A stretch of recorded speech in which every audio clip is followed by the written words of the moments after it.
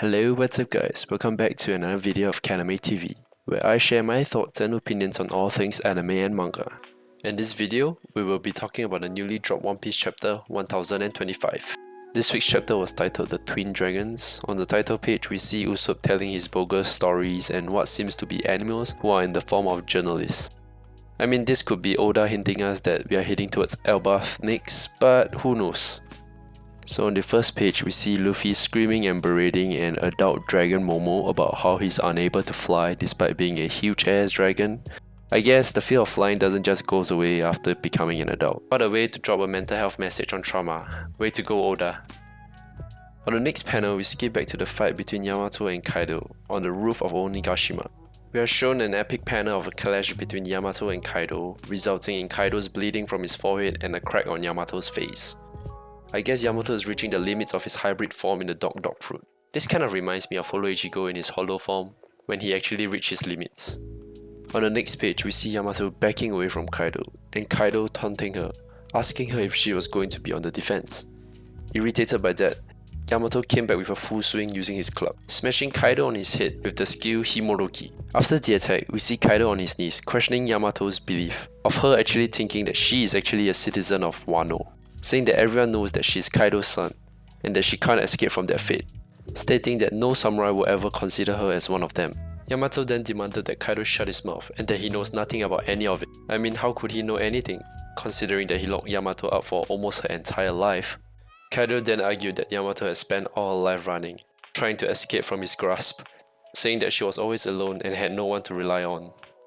Personally, I feel that Yamato is going to be the next leader of Wano, assisting Momo.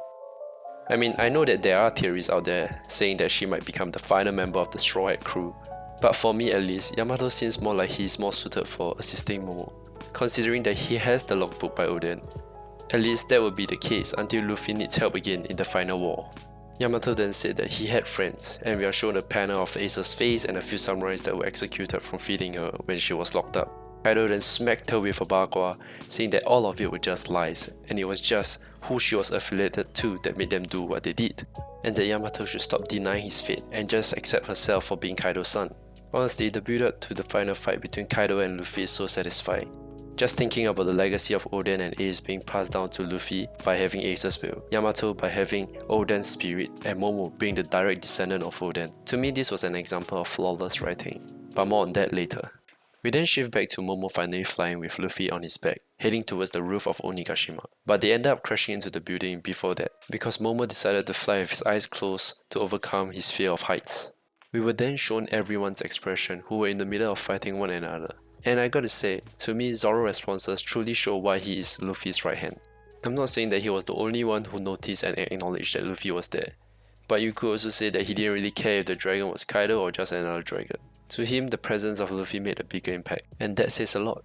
Momo then crashes into more stuff along the way while still trying to get to the roof, and somehow they managed to crash into a fight between Kid, Law and Big Mom.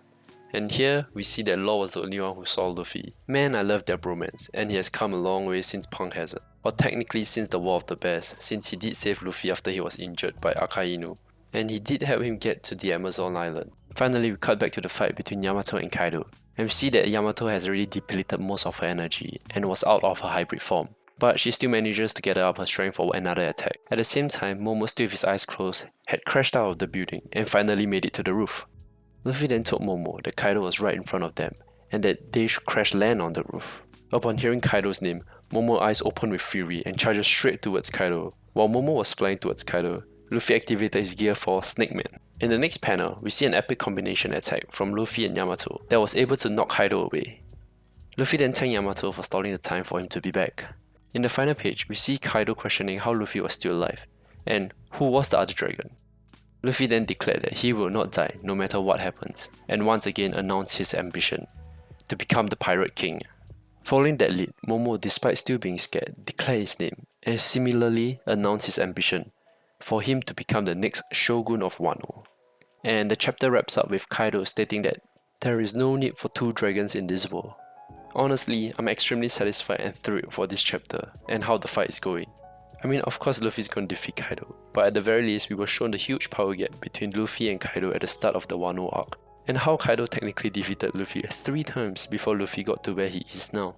And although there are some in the community that might say that Luffy's getting too strong too quickly, I personally feel that it's at the right pace. I mean, even in the current fight, Luffy still needs assisting from Yamato and Momo, considering that Momo can be of help. This shows that Luffy is still growing, and although he isn't on a one-on-one level with the Yonko yet, he's slowly getting there. Once again, do let me know in the comment section down below on your thoughts of this chapter, and let me know if you'd like to see more One Piece review content. If you like the content of this video or just want to support the channel, do leave a like, subscribe, and hit the notification bell. And I'll see you in the next one.